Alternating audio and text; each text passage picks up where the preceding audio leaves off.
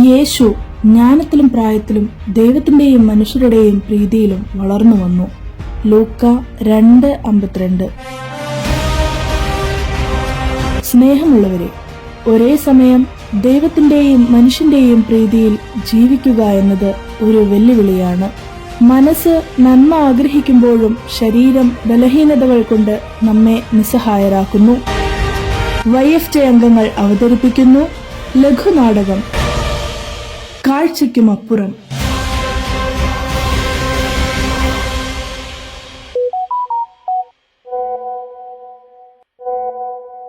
അഖിലേ, വൈകിട്ടത്തെ പാർട്ടിയുടെ കാര്യം ഓർമ്മിക്കുക കേട്ടോ. വൈകുന്നേരം 6 മണിക്ക് MG റോഡിലെ കഫേ കരിമില്ലേ. അയ്യോ,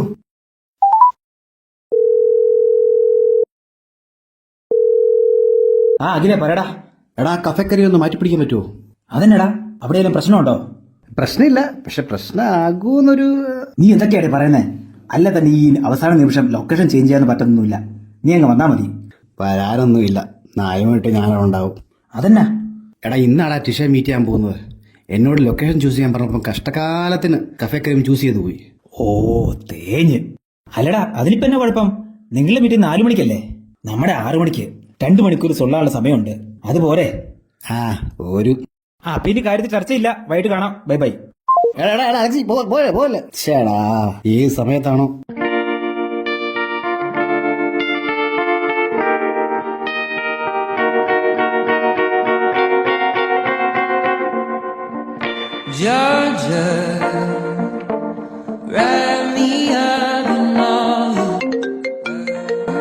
ഹലോ, എത്തിയോ? എന്തു പറ്റി ഇത്ര ലേറ്റ് ആയ? ഒന്നും പറയണ്ട, ട്രാഫിക് പെട്ടുപോയി. സോറി കേട്ടോ. ഹേയ്, അതൊന്നും സാരമില്ല. അല്ലേ ഒരു അത്യാവശ്യം ഇറങ്ങുമ്പോൾ ട്രാഫിക് ബ്ലോക്ക് നിർബന്ധമാണ്. സത്യം. എന്നാ വാ, നമുക്കിവിടെ ഇരിക്കാം. പിന്നെ എന്തൊക്കെയുണ്ട് വാർത്തകൾ? ഒന്നുമില്ല. അതിലോ? ഓ, ഒരു വിശേഷമില്ല. ഞാൻ ഫോണിൽ കാണുന്ന പോലെ തന്നെയാണോ? ഓ, വലിയ മാറ്റമൊന്നുമില്ല. ടിഷയെ നേരിട്ട് കാണാൻ കുറച്ചുകൂടെ ബെറ്ററാന്ന് തോന്നുന്നു. Oh, thank you. അതിലും ബെറ്ററാന്ന് തോന്നുന്നു. ആണോ? ശരിക്കും? Excuse me, sir. എന്താ? Yes Sir, order. ഒരു മിനിറ്റ്. ടിഷയ്ക്ക് എന്താ കഴിക്കാൻ വേണ്ട? അഖിൽ ഓർഡർ ചെയ്യുന്ന എന്താണെങ്കിലും മതി. Radler? Oh, okay. then 2 radler please. Okay, sir. Anything else to eat? ഈറ്റാൻ ഇപ്പം എന്താ വേണ്ട? എന്തായാലും കുഴപ്പമില്ലെന്നല്ലേ? അല്ല, നഗറ്റ്സ് ഓക്കെയാണ്. Chicken nuggets. You heard that? Yes, sir.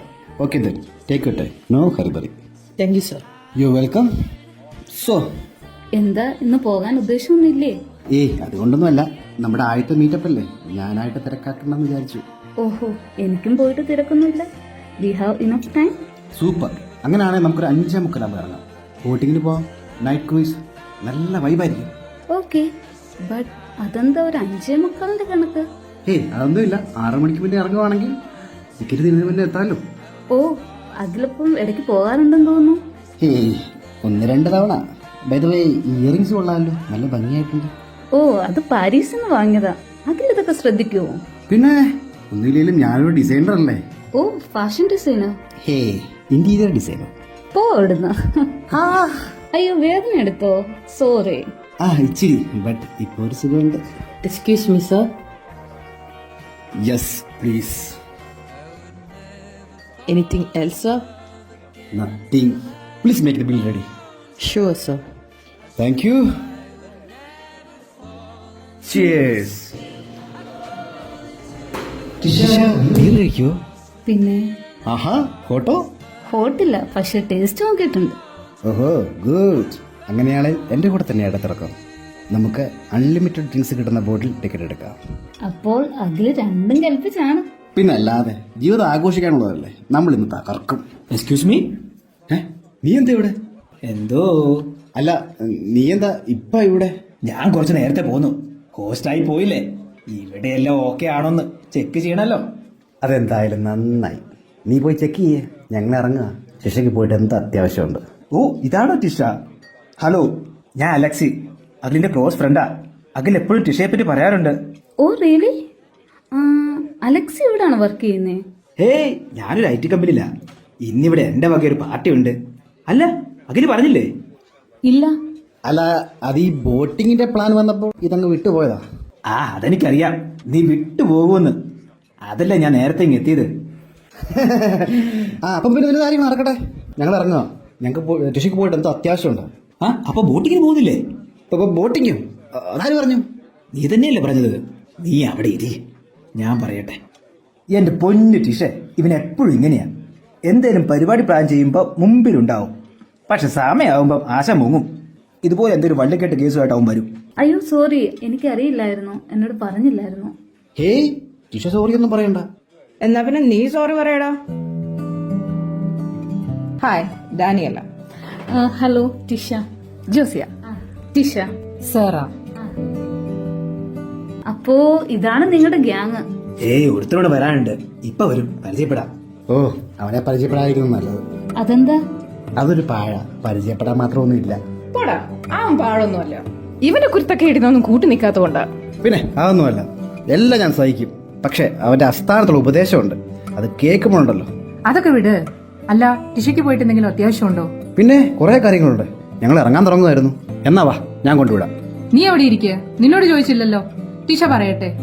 എന്തായാലും ഇത്രയൊക്കെ ആയില്ലേ, അത്യാവശ്യമൊന്നും ഇല്ലെങ്കിൽ ഞങ്ങളുടെ കൂടെ കൂടന്നേ, നമുക്ക് അടിച്ചു പൊളിക്കാന്നേ. ഏയ് ഇവനെ നോക്കണ്ട, ടിഷയ്ക്ക് ഓക്കെ ആണോ? മൗനം സമ്മതം. അപ്പൊ okay. So Tisha, welcome to the party.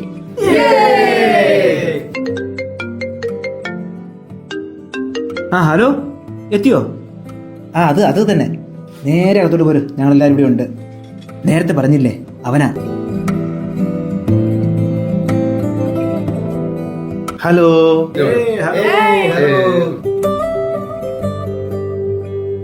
കൂട്ടുകാരിയെ ഒന്ന് പരിചയപ്പെടുത്തടാ. ടിഷ, ഇത് ഡാൻഡിസ്. ഡാൻഡിസ്, ഇത് ടിഷ. ഹലോ. ഹലോ. അപ്പൊ എല്ലാവരും എത്തിയ സ്ഥിതിക്ക് നമുക്ക് കലാപരി തുടങ്ങിയേക്കാം. ആ ടിഷ, ഞങ്ങൾ സാധാരണ ബിയറിൽ സ്റ്റാർട്ട് ചെയ്യുന്നത്. ടിഷയ്ക്ക് എങ്ങനെയാ? Beer is fine. ആ ഓക്കെ, ഞാൻ ഓർഡർ പറഞ്ഞിട്ട് വരാം. ആക്ച്വലി ഇന്നെന്താണ് വിശേഷം? ബർത്ത്ഡേ ഒന്നും അല്ലെന്ന് മനസ്സിലായി. അതെങ്ങനെ മനസ്സിലായി? ആരും വിഷയം കണ്ടില്ല. ആ കൊള്ളാലോ, നല്ല ഒബ്സർവേഷൻ സ്കില്ലൊക്കെ ഉണ്ടല്ലോ. നീ സൂക്ഷിച്ചോ അഖിലേ, നിന്റെ കള്ളത്തരം ഒക്കെ അവള് കണ്ടുപിടിക്കും. പോടി അവിടെ. ആക്ച്വലി ഇത് അലക്സിയുടെ പാർട്ടിയാ, അവനൊരു പ്രൊമോഷൻ കിട്ടി, അതിന്റെയാ. ഓ ഹേ, കൺഗ്രാറ്റ്സ്. Thank you. അങ്ങനെ നന്ദി മാത്രം പോരാ സൈമ, ഞങ്ങൾ ഞങ്ങളുടെ ഫസ്റ്റ് ഡേറ്റ് മാറ്റി വെച്ചിട്ട് കൂടുന്ന പാർട്ടിയാ. ഞങ്ങൾക്ക് പ്രത്യേക പരിഗണന വേണം, അല്ലേ? Excuse me sir. അതെ ചേച്ചി, ഈ ട്രാക്ക് ഒന്ന് മാറ്റി പിടിക്കാവോ? നമുക്ക് ഇച്ചിരി കൂടി വൈബുള്ള എന്തെങ്കിലും ഒന്ന് ഇടാവോ? നോക്കാം മാഡം. അപ്പോ അലക്സിക്ക് പ്രൊമോഷൻ കൊടുത്ത ബോസിനും ഇന്ന് ജോയിൻ ചെയ്ത ടിഷയ്ക്കും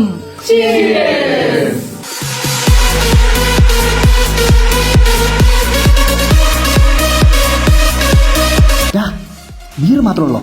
മറ്റവരില്ലേ? പുഷ്പ. എടാ പതുക്കെ പറടാ, ആ ഡാൻസ് കേൾക്കും.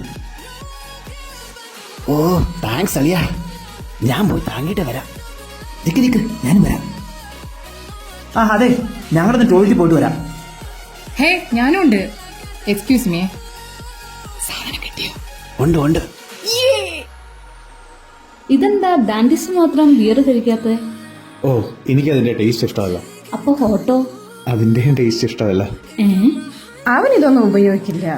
അവന്റെ അമ്മയെ ചിലപ്പോ താൻ അറിയും. ലിപ്പ് എന്ന് പറയുന്ന സംഘടനയില്ലേ, ലൈഫ് ഇസ് പ്രഷ്യസ്, ഈ ലഹരി വിരുദ്ധ സംഘടന, അതിന്റെ ഫൗണ്ടറാ. ആ ഞാൻ കണ്ടിട്ടുണ്ട് കഴിഞ്ഞ ദിവസം ഒരു വീഡിയോയില്. ആഹാ, അപ്പൊ അമ്മയെ പേടിച്ചിട്ടാണോ? അയ്യോ, അമ്മയ്ക്ക് ഇതിലൊന്നും ഒരു റോളും ഇല്ല. ഞാനിത് കഷ്ടപ്പെട്ട് വേണ്ടെന്ന് വെക്കുന്നതല്ല, എനിക്ക് ഇൻട്രസ്റ്റ് ഇല്ലാത്തതുകൊണ്ട് യൂസ് ചെയ്യാത്തതാ. ചെറുപ്പത്തിലെ ഇതിനോടൊരു വെറുപ്പ് വന്നുപോയി.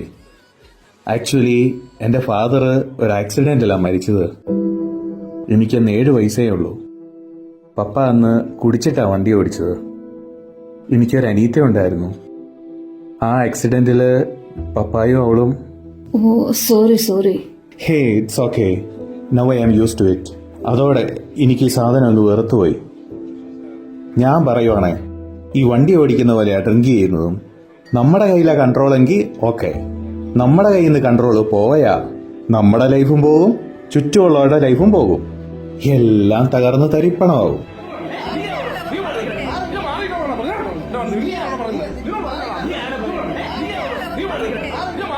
എന്താ അവിടെ ബഹളം? നിങ്ങളുടെ കൂടെ വന്നവരും വേറെ ആൾക്കാരും തമ്മിൽ അടിയാ. വേണേ പോയി നോക്കിക്കോ. വാ നോക്കാം.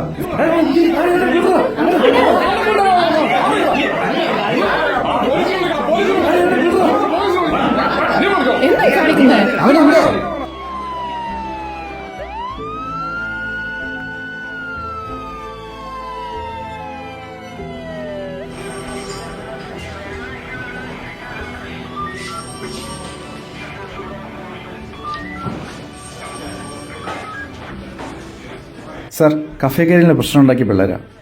ആഹാ, ബ്ലഡ് ടെസ്റ്റ് എടുത്തോ? വരുന്ന വഴി ചെയ്തു സാർ. സാധനം എന്തെങ്കിലും ഉണ്ടോ? ചെറിയൊരു പാക്കറ്റ് ഉണ്ട് സാർ. ആഹാ, കൊള്ളാലോ. എല്ലാവരുടെയും വീട്ടിൽ അറിയിച്ചേര്. കാരണന്മാരും കൂടി അറിഞ്ഞോണ്ടാണെന്ന് അറിയണല്ലോ. ബാക്കിയൊക്കെ ബ്ലഡിന്റെ റിസൾട്ട് വന്നിട്ട് നോക്കാം. സാർ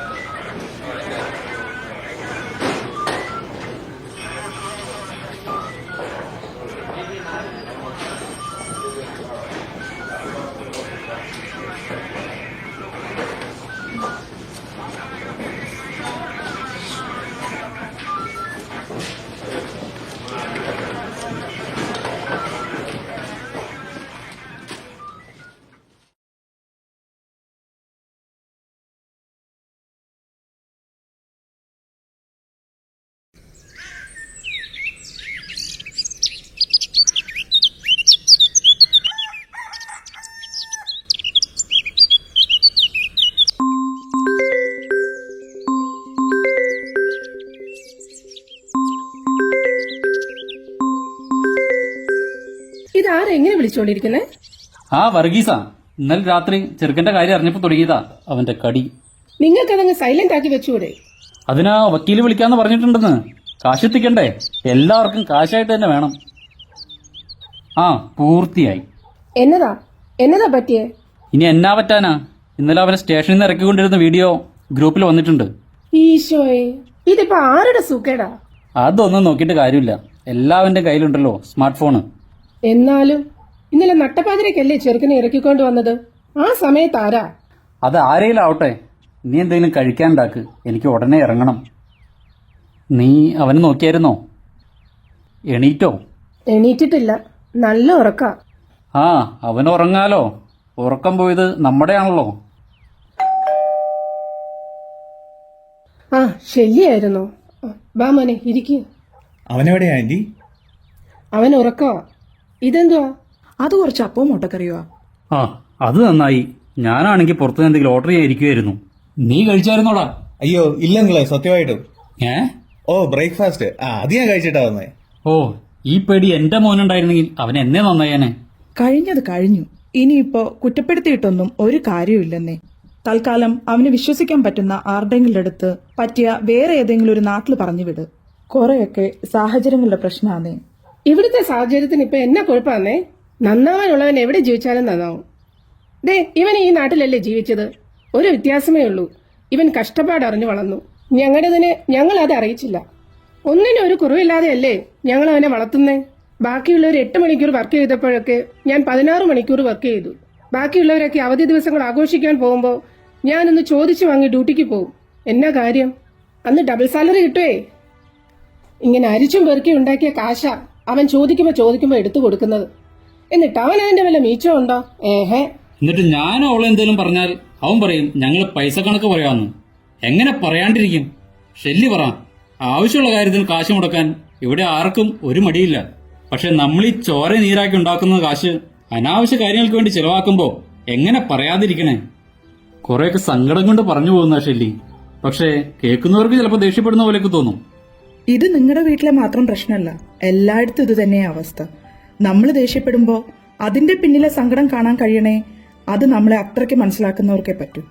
പിള്ളേര് നമ്മളെ മനസ്സിലാക്കി വരുമ്പോഴേക്കും അവർക്ക് പിള്ളേരാകും, നമ്മൾ പരലോകത്ത് എത്തും.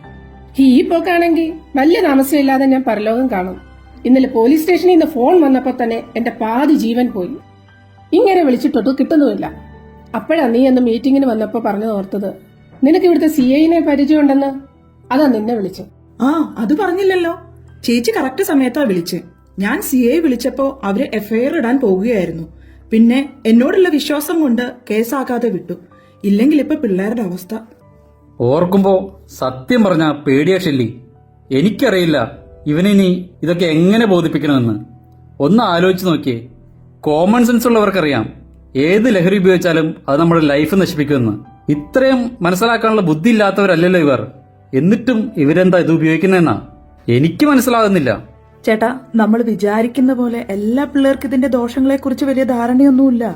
ഇത് ഭയങ്കര സംഭവമാണ്, നല്ല രസമാണ്, ജസ്റ്റ് ഒരു തവണ ഒന്ന് ട്രൈ ചെയ്താൽ മതി എന്നൊക്കെ പറഞ്ഞ് ഫ്രീ ആയിട്ടാ ആദ്യം ഇവർക്ക് കൊടുക്കുന്നത്. ആര് കൊടുക്കുന്നത്? അവരുടെ കൂട്ടുകാര്. മിക്കവാറും കൂട്ടുകെട്ടൽ വഴി തന്നെയാ ഇത് ഇവരിലേക്ക് എത്തുന്നത്. മിക്ക കുട്ടികളും അഡിക്റ്റ് ആയി കഴിഞ്ഞാൽ പിന്നെ അവർക്കിത് വാങ്ങാനുള്ള കാശ് കണ്ടെത്തുന്നത് തന്നെ ഇതുപോലെ ഇടനിലക്കാരായി നിന്നിട്ടാ. 2020 5 ഗ്രാം സിന്തറ്റിക് ഡ്രഗ് പിടിച്ചുവെങ്കിൽ കഴിഞ്ഞ വർഷം അത് 5 കിലോ ആയി കൂടി. 2 പേർക്ക് ഒരാഴ്ചത്തേക്ക് 1/4 ഗ്രാം മതിയെന്ന് ഓർക്കണം. അപ്പൊ ഒന്ന് ഓർത്തു നോക്കിയേ, എത്ര ലക്ഷക്കണക്കിന് കുട്ടികളാ ഇതിൽ പെട്ടുപോയിരിക്കുന്നത്. കേട്ടിട്ട് തന്നെ തല പെരുക്കുന്നു. ഈ പിള്ളേരുടെ ജീവിതം നശിപ്പിച്ചിട്ട് ഈ ലഹരി മാഫിയക്കാര് എന്ത് നേടുന്നു? അവർക്കും കാണില്ലേ കുടുംബം കുഞ്ഞുങ്ങളൊക്കെ? എല്ലാം ഉണ്ടാവും, പക്ഷെ ഒന്നുണ്ടാവില്ല, മനസാക്ഷി. ആരെ ദ്രോഹിച്ചിട്ടാണെങ്കിലും കാശുണ്ടാക്കണം, അവർക്ക് അത്രേ ഉള്ളൂ. പിന്നെ ഇന്നത്തെ കാലത്ത് ഇതൊക്കെ ഈസി ആണല്ലോ. സിനിമ വഴി, ഇൻഫ്ലുവൻസേഴ്സ് വഴി, സോഷ്യൽ മീഡിയ വഴിയൊക്കെ നല്ല പ്രൊമോഷൻ കിട്ടുന്നുണ്ടല്ലോ. അപ്പൊ പിന്നെ പിള്ളേര് വഴി തെറ്റിപ്പോകാതിരിക്കാൻ നമ്മൾ എന്താ ചെയ്യണ്ടേ? കൂട്ടിലിട്ട് വളർത്തണോ? അത് പറ്റില്ലല്ലോ. അവർക്ക് സ്വാതന്ത്ര്യവും വേണം. ഇല്ലേൽ പ്രശ്ന. എന്തിനുമുള്ള സ്വാതന്ത്ര്യം ഉണ്ടായിട്ടും അവർ തെറ്റ് ചെയ്യാതെ ജീവിക്കണം. അതിന് അവർക്കൊരു ഉൾക്കാഴ്ച വേണം. നോ പറയേണ്ടടുത്ത് നോ പറയാനുള്ള ഗഡ്സ് വേണം. സ്വന്തം ശരീരത്തിന്റെയും മനസ്സിന്റെയും ആരോഗ്യമാണ് മറ്റെന്തിനേക്കാളും വലുതെന്ന് അവർക്ക് ബോധ്യം വേണം. നമുക്കെപ്പോഴും കൂടെ നടന്ന് അതാണ് ശരി, ഇതാണ് തെറ്റ് എന്ന് പറഞ്ഞു കൊടുക്കാൻ പറ്റില്ലല്ലോ. അപ്പോ തെറ്റും ശരിയും തിരിച്ചറിയാനുള്ള ഒരു കഴിവ് അവരിൽ ഉണ്ടാക്കുകയാണ് വേണ്ടത്. നമ്മൾ പറഞ്ഞു കൊടുക്കാനുള്ളത് പറഞ്ഞു കൊടുക്കുക, ബാക്കി ദൈവത്തിന് വിട്ടുകൊടുക്കുക. ഇന്നത്തെ കാലത്തെ പിള്ളേരെ രക്ഷിക്കാൻ ദൈവത്തിന് മാത്രമേ പറ്റത്തുള്ളൂ. അതിന് നമ്മളെന്തേലും പറഞ്ഞു കൊടുക്കാന്ന് വെച്ചാ അവര് കേക്കണ്ടേ? നമ്മളെയൊക്കെ വിവരമുള്ളവരാണ് അവരെന്ന അവരുടെ ഭാവം. നമ്മുടെയൊക്കെ കാരണന്മാരോട് നമ്മൾ മറുത്തൊരു വാക്ക് പറയായിരുന്നോ? ഇപ്പോഴത്തെ പിള്ളേർക്ക് കാരണന്മാരെ പേടിയില്ല. കാരണം എന്നാ? നല്ല അടിയുടെ കുറവ്. ഒന്നേ ഉള്ളെങ്കിൽ ഒലക്കിക്കടിക്കണമെന്നാ. നമ്മളിതുവരെ ഒരു ഈർക്കിളി വെച്ചവരും തല്ലിയിട്ടില്ല. അതിന്റെയാ ഈ കാണുന്നതൊക്കെ. അങ്ങനെ നോക്കിയാ ഞാൻ ഇവനെയും ഇതുവരെ തള്ളിയിട്ടില്ല. എന്നിട്ട് അവൻ എന്തെങ്കിലും കുഴപ്പമുണ്ടോ? അതാ ഞാൻ പറഞ്ഞേ, ഇതൊന്നും നമ്മുടെ കയ്യിൽ നിൽക്കുന്ന കാര്യങ്ങളല്ല. Aunty, thank you so much. എന്തിനാടാ? നീയും എന്റെ മോനല്ലേ. ഇരിക്കെ. ഞാൻ ഇവരോട് പറയുകയായിരുന്നു നീ കുറച്ചു നാളത്തേക്ക് എങ്ങോട്ടെങ്കിലും മാറി നിൽക്കുന്നതിനെ പറ്റി. തിരിച്ചു വരുമ്പോ ഒരു പുതിയ അഖിലായിട്ട് വേണം വരാൻ. എന്താ? അപ്പോ ഇപ്പോഴത്തെ അഖിലിനെ ആർക്കും ഇഷ്ടമല്ലല്ലേ? അതെന്താ അങ്ങനെ പറഞ്ഞ്? ഇഷ്ടമില്ലാത്തത് കൊണ്ടാണോ രായ്ക്ക് രാമാനം ഇന്നലെ നിന്നെ ഞങ്ങൾ സ്റ്റേഷനിൽ നിന്ന് ഇറക്കി കൊണ്ടുവന്നത്? നിങ്ങളുടെ കയ്യിൽ നിന്ന് പിടിച്ച സാധനം നമ്മുടെ നാട്ടിൽ നിരോധിച്ചതാണെന്ന് അറിയാലോ. അകത്ത് അടക്കേണ്ട കേസാ. എത്ര പേരുടെ കാല് പിടിച്ചെന്ന് അറിയോ മോനെ രക്ഷിക്കാൻ? കാല് പിടിച്ച് മാത്രമാണോ? ദേ, ഈ പെട്ടി നിറയെ പലർക്കായിട്ട് കൊടുക്കാനുള്ള കാശാ. ഇതൊക്കെ മരത്തിന്ന് കുലിക്കെട്ടി ചാടിച്ചതല്ല, ബാക്കിയുള്ളവൻ കഷ്ടപ്പെട്ട് കൂട്ടിവെച്ചുണ്ടാക്കിയതാ. നല്ല ദണ്ണുണ്ട്. എന്നാ പിന്നെ അത് കൊടുക്കണ്ട. ദേ ഇപ്പൊ എങ്ങനെ ഇരിക്കുന്നു? ഇതാണ് നിന്റെ കോണം. അഖിലേ, എന്താ മോനെ ഇങ്ങനെയൊക്കെ പറയുന്നേ? അവരിത്രയൊക്കെ നിനക്ക് വേണ്ടി ചെയ്തിട്ടും നീ എന്താ അതൊന്നും കാണാത്തെ? അതിനൊന്നും അപ്രീഷിയേറ്റ് ചെയ്യാത്ത എന്താ? അയ്യോ, അപ്രീഷിയേറ്റ് ഒന്നും ചെയ്യണ്ട. മനുഷ്യന് നാണക്കേട് കാരണം തല മുണ്ടിട്ട് നടക്കേണ്ട അവസ്ഥ ഉണ്ടാക്കാതിരുന്നാ മതി. അതിന് ഞാനെന്ത് ചെയ്യുന്ന നിങ്ങൾ ഈ പറയുന്നേ? ആരെങ്കിലും കൊന്നോ? പീഡിപ്പിച്ചോ? അതോ മോഷിച്ചോ? ഇല്ലല്ലോ. കുറച്ച് ലഹരി ഉപയോഗിച്ചു, ശരിയാ. അതുകൊണ്ട് വേറെ ആർക്കും ദോഷമൊന്നുമില്ലല്ലോ. എന്റെ ശരീരത്തിലല്ലേ ദോഷമുള്ളൂ, അത് ഞാൻ അനുഭവിച്ചോളാം. ഇതെന്ത് ന്യായമാണോ നീ പറയണേ? അപ്പോ നിന്നെ വളർത്തി വലുതാക്കി നീ ഒരു നല്ല നിലയിലേക്കാണ് ആഗ്രഹിക്കുന്ന ഞങ്ങളൊക്കെ പൊട്ടന്മാരാ? എന്താണ് നിങ്ങൾ ഈ പറയുന്ന നല്ല നില? അതാദ്യം പറ. കുറെ കാശുണ്ടാക്കണം, അത്രയല്ലേ ഉള്ളൂ. എന്നിട്ട് എന്തിനാ? മനുഷ്യനാദ്യം വേണ്ട കുറച്ച് സമാധാനമാണ്. അത് ഈ വീട്ടിലുണ്ടോ? നിങ്ങൾ രണ്ടുപേരും യോജിപ്പോടെ ചെയ്ത ഒറ്റ കാര്യമേ ഈ വീട്ടിലുള്ളൂ, എന്നെ കുറ്റപ്പെടുത്തല്. നിങ്ങൾ എപ്പോഴും പറയുമല്ലോ ഇവനെ കണ്ടുപഠിക്കാൻ. നിങ്ങൾ എപ്പോഴെങ്കിലും ഇവന്റെ അപ്പനെ അമ്മനെ കണ്ടുപിടിച്ചിട്ടുണ്ടോ? ഞാൻ എപ്പോഴും ഇവനോട് പറയുമായിരുന്നു, നിന്റെ അപ്പനെ പോലെ ഒരു അപ്പനെ കിട്ടിയത് നിന്റെ ഭാഗ്യമാണെന്ന്. എന്റെ കൊതി കൊണ്ടാണെന്ന് തോന്നുന്നു പാവ മനുഷ്യനെ നേരത്തെ അങ്ങ് പോയത്. അമ്മ എപ്പോഴും പറയുമല്ലോ ഞാൻ എപ്പോഴും ഇവരുടെ വീട്ടിൽ പോയിരിക്കുവാന്ന്. അത് ഇവിടെ കിട്ടാത്ത പരിഗണന എനിക്ക് അവിടെ കിട്ടുന്നതുകൊണ്ടാ. വല്ലപ്പോഴും ഒരു ഗസ്റ്റ് വരുമ്പോഴല്ലേ നമ്മൾ ഒരുമിച്ചിരുന്ന് ഭക്ഷണം കഴിക്കാറുള്ളൂ. വർഷത്തിലൊരിക്കൽ സിസ്ട്രാണി വരുമ്പോൾ മാത്രമല്ലേ നമ്മൾ ഒരുമിച്ചിരുന്ന് കുരിശ് വരയ്ക്കാറുള്ളൂ. ഒരു അവധി ദിവസം കിട്ടിയ അമ്മ ഡ്യൂട്ടിക്ക് പോകും, അപ്പൻ കൂട്ടുകാരോടെ കള്ളു കുടിക്കാൻ. ഞാൻ ഇവിടെ ഒറ്റയ്ക്ക്. പഠിക്കാൻ ഞാൻ ഇവനെക്കാളിലും മോശമെന്ന് പറയുമല്ലോ. നിങ്ങൾക്കറിയാവോ, ഇവന്റെ കൂടെ ഇരുന്ന് ഇവനെ ഹോംവർക്ക് ചെയ്യാൻ ആന്റിയാണ് എപ്പോഴും ഹെൽപ്പ് ചെയ്യുന്നത്. എന്റെ അമ്മയ്ക്ക് എപ്പോഴും ഡബിൾ ഷിഫ്റ്റ്. അപ്പനോട് ചോദിച്ചാൽ ഗൂഗിൾ ചെയ്ത് നോക്കാൻ പറയും. പിന്നെ ഞാൻ ഗൂഗിളിനോട് ചോദിക്കും, അത് ചോദിക്കുന്നതും തരും, ചോദിക്കാത്തതും തരും. ഞാൻ എല്ലാം ഇരുന്ന് കാണും.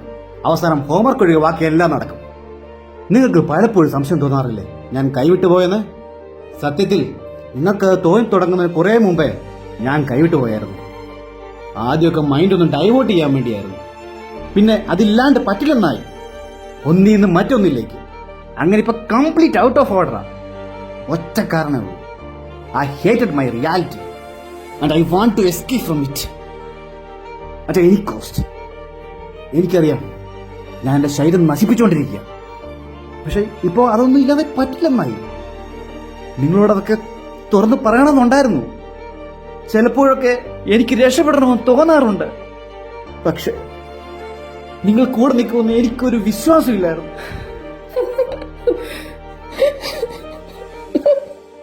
ഇത്രയൊക്കെ മനസ്സിൽ വെച്ചോണ്ടാണോ എന്റെ കുഞ്ഞ് ഇത്രയും കാലം ഞങ്ങളുടെ കൂടെ ജീവിച്ചത്? ഇല്ലേ ഷെല്ലി? അപ്പോ തെറ്റ് പറ്റിയത് ഞങ്ങൾക്കാണോ? തെറ്റ് ആരുടെ ഭാഗത്ത് വേണമെങ്കിലും ആവട്ടെ. ഇവിടെ ഇപ്പോ അതല്ലല്ലോ വിഷയം. അവനെ നമുക്ക് തിരിച്ചു കൊണ്ടുവരണം. അതിനിപ്പോ അവന്റെ കൂടെ നിൽക്കുകയാണ് വേണ്ടത്. നോക്ക്, ഇപ്പോഴും വൈകിട്ടില്ല. അതിനാദ്യം അഖിൽ ആഗ്രഹിച്ച പോലൊരു അപ്പനും അമ്മയാവാൻ നിങ്ങൾക്ക് പറ്റണം. നിങ്ങൾ ഒറ്റയ്ക്കല്ല, ഞങ്ങളൊക്കെ നിങ്ങളുടെ കൂടെയുണ്ട്. മോനെ, കഴിഞ്ഞത് കഴിഞ്ഞു. എനിക്കറിയാം ഇപ്പോഴും നിനക്ക് ആഗ്രഹമുണ്ട് തിരിച്ചു വരാൻ. ഇല്ലെങ്കിൽ നീ ഇന്നും നിന്റെ മനസ്സ് തുറക്കില്ലായിരുന്നു. ഇപ്പോ നിന്നെ അവർക്കറിയാം.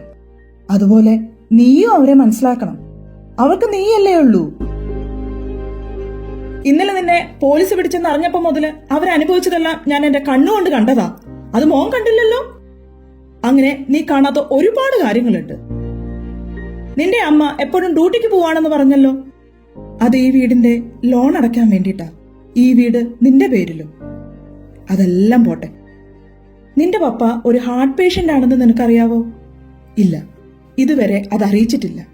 പപ്പയ്ക്ക് എന്നേലും പറ്റിയ നിങ്ങൾ വഴിയാധാരാവുന്ന ടെൻഷൻ കാരണ എപ്പോഴും ഇങ്ങനെ പ്രഷർ കയറി നടക്കുന്നേ. നിനക്ക് ഓർമ്മ വെച്ചതിന് ശേഷമുള്ള കാര്യങ്ങളല്ലേ നിനക്കറിയൂ. അതിനു മുന്നേ അവര് നിന്നെ വളർത്താൻ പെട്ട പാടൊന്നും നിനക്കറിയില്ലല്ലോ. അതറിയണമെങ്കിൽ നീ ഒരു അപ്പനാവണം. അതിനാദ്യം നീ ഒരു കല്യാണം കഴിക്കണം. കല്യാണത്തിന് മുന്നേ നമുക്ക് കുറെ അഴിച്ചുപണികൾ നടത്തണം. അതിന് മറ്റാരേക്കാളും മോൻ വിചാരിക്കണം. നിന്റെ കൂടെ ഞങ്ങളെല്ലാവരും ഉണ്ട്. നഷ്ടപ്പെട്ടു പോയെന്ന് കരുതിയതെല്ലാം നമുക്ക് തിരിച്ചു പിടിക്കണം. ആന്റിയെ മോനെ വിശ്വാസമല്ലേ? എത്ര പേരെയാ ആന്റി ഹെൽപ്പ് ചെയ്തിരിക്കുന്നേ. മോനെ കൊണ്ട് പറ്റും, എനിക്ക് ഉറപ്പാ. അപ്പോ ഞാൻ അതിനുള്ള കാര്യങ്ങൾ നോക്കാൻ പോവാ. ഓക്കെ ചേട്ടാ? അപ്പൊ അതല്ലേ നല്ലത്? ആയിക്കോട്ടെ, ബാക്കി കാര്യങ്ങൾ നോക്കിക്കോ. ഞങ്ങൾ എന്താ വേണ്ടെന്ന് പറഞ്ഞാൽ മതി. ശരി, ഒരു മാസമെങ്കിലും മാറി നിൽക്കേണ്ടി വരും. ബാക്കി അവിടെ ചെന്നിട്ട് പ്രോഗ്രസ് പോലെ. ഇതിപ്പോ എവിടാ? വയനാട്ടിലാ. ഒരച്ഛൻ നടത്തുന്ന സെന്ററാ. യങ്സ്റ്റേഴ്സിന് വേണ്ടി സ്പെഷ്യൽ പ്രോഗ്രാംസ് ഒക്കെ ഉണ്ട്. ഞാനൊന്ന് വിളിച്ചു നോക്കിയിട്ട് ഡീറ്റെയിൽസ് പറയാം. ശരി, അപ്പൊ നിങ്ങൾ ഫുഡ് കഴിക്കും. ഇപ്പൊ തന്നെ ലേറ്റായി. വാടാ. ശരിയടാ.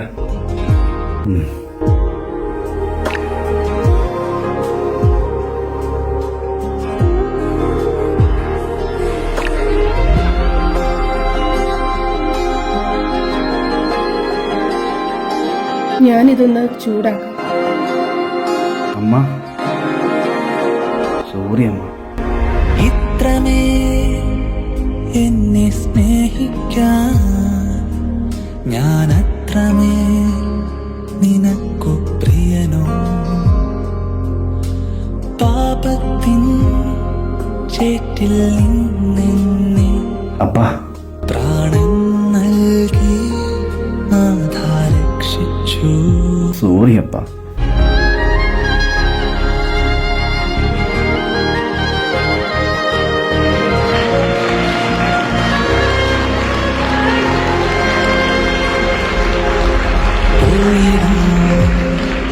സ്നേഹസാക്ഷിയാ യേശുവേ, നിൻ സുഗന്ധമാ ഇല്ല പിന്നിലേക്ക് ഇനി അല്പവും